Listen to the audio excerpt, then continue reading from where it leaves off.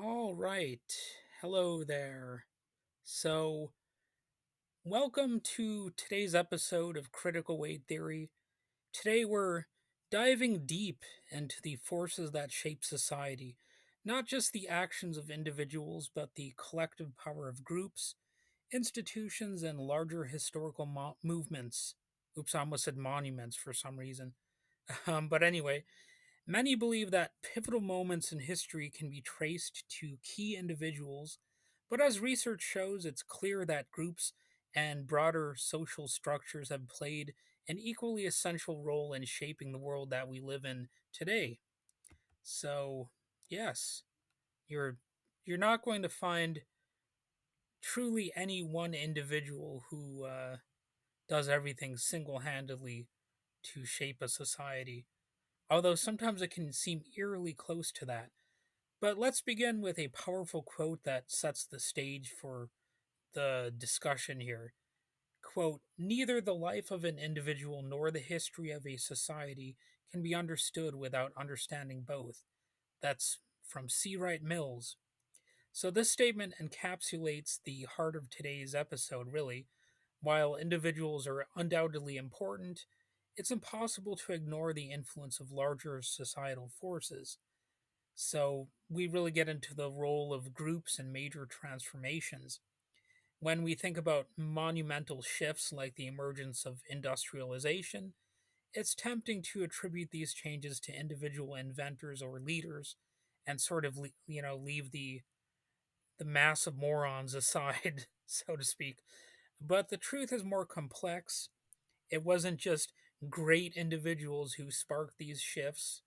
You have firms like businesses, cities, states, and institutions overall who were all working in tandem to some degree, maybe unaware of each other, but still working in tandem to organize labor and establish new production practices.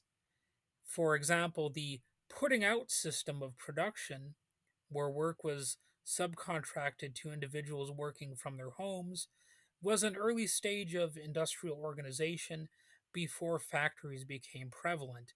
So, you have these sort of stages or phases of industrial activity that contributed to the creation of factories and other, relevant events that help define the modern economy and the modern industrial state. So it's a complex thing to talk about things like markets and economic growth. The spread of markets across Europe in the 18th century played a crucial role in shaping modern economies. For the first time, people could access goods that were once out of reach, which allowed for technological advances that dramatically improved the quality of life. Well, not for everybody, of course.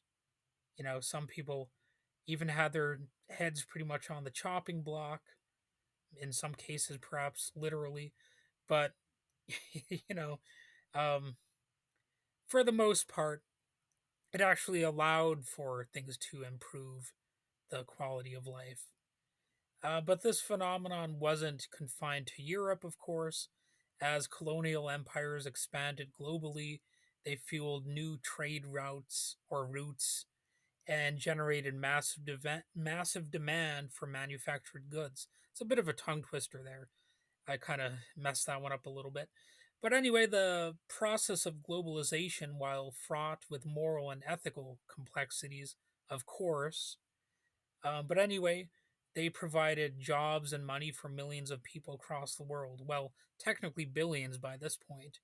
So if you think about it, it can look like a domino effect. Once these markets were established, they touched every corner of the globe, creating a complex web of economic dependencies and both the solutions and the unique problems that arrived with that whole setup.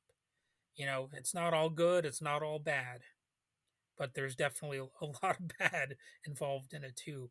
And I don't want to sound too much like Ted Kaczynski here, but we're grappling somewhat with the consequences of technological advancement. So, Western civilization's gradual development, it became seemingly less gradual, as things sort of snowballed. Western civilization didn't spring into existence overnight, however. So don't get that idea into your head that suddenly you just planted this sort of potential in the soil and it sprouted up in just one season. That's definitely not how it worked. It developed over centuries through a combination of science and, yes, even religion to some degree, and cultural changes. Each of these elements transformed societies in small, often imperceptible ways that added up over time. Though we often highlight significant breakthroughs in history, these were usually the culmination of much slower processes over change.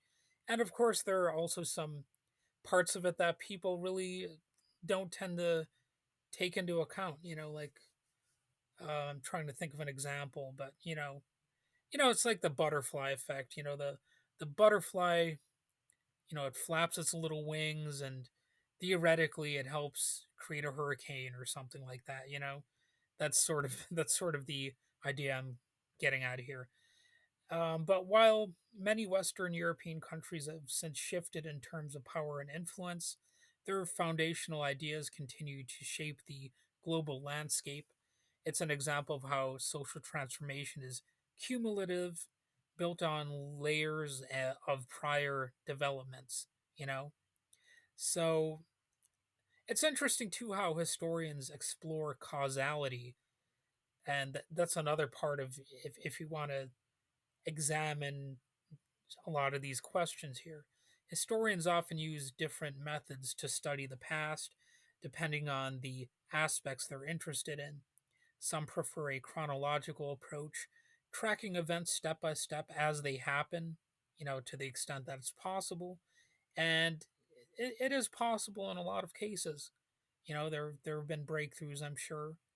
And others look for patterns that emerge over time, analyzing statistical data or visualizing these trends using tools like time series graphs. So, for example, social network analysis is one tool that allows historians to map relationships between key figures in history, tracing the pathways of influence. It's a technique used to study how ideas, technologies, and social norms spread. You know, it's a rather interesting idea and approach. Other historians collect and analyze physical objects, artifacts, although no, they're not all going on adventures like Indiana Jones. That's typically not much of a part of it. But anyway, what they collect as artifacts, they give us tangible clues about how past societies lived. Although, of course, there are sometimes debates about what the artifacts actually mean. Not everything is exactly known, but there are new discoveries being made all the time. So, whether it's an ancient tool or a modern piece of technology, physical objects help researchers connect the dots between everyday life and broader social transformations. And they develop a theory of change, or rather, theories of change. So, when historians or sociologists attempt to understand societal change, they often employ a theory of change framework. This framework looks at the specific actions, events, and interactions that cause societal shifts. It's a way of testing theories about whether individual actions or collective efforts contributed significantly to a particular transformation. For example, were the decisions made by a single leader enough to spark a revolution? That's one question they might ask. Or was it more the work of multiple institutions working together over time that brought about change through a lot of public pressure and things like that? So, the United Nations approach to this is outlined in their Theory of Change guide, which, if you're interested, you might want to look into it. It is kind of interesting, but it suggests ways to track and predict societal transformation. Historians and sociologists use similar models to understand how small actions or decisions can ripple through time, influencing future events.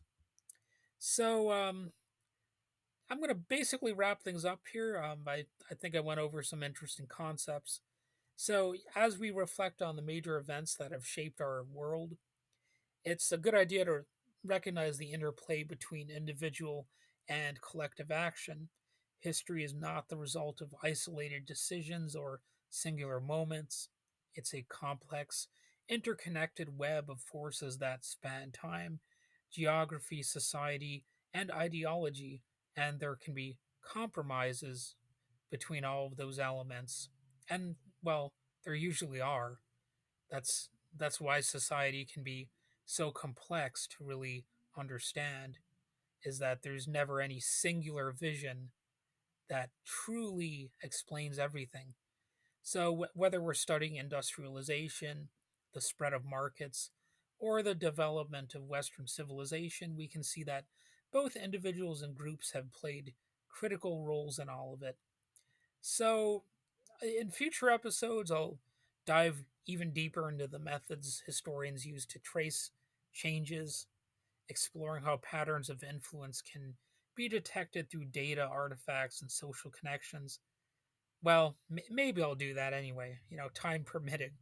But anyway, thank you for joining me today. If you're interested in learning more about such topics, check out, you know, check out the things I brought up, like the UN study.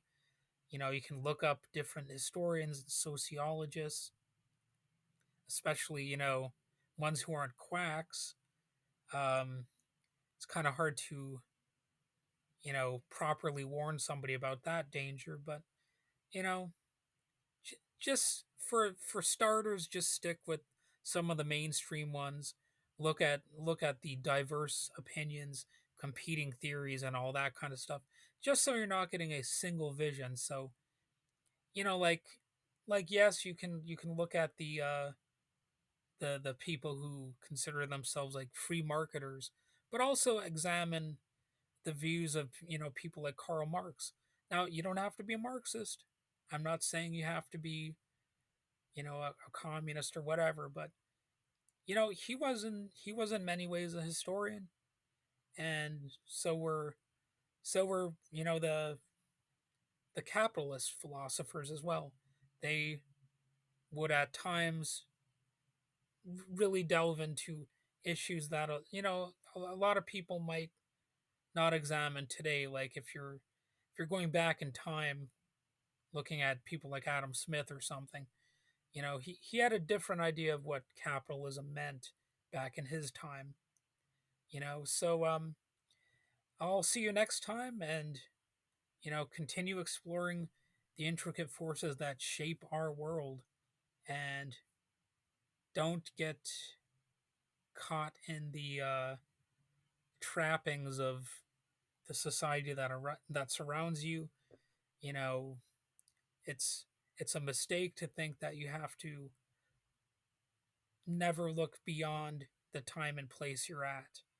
So definitely look back into the past, but also be willing to criticize the past, just as you should be willing to criticize the present day, and maybe even criticize conceptions of the future.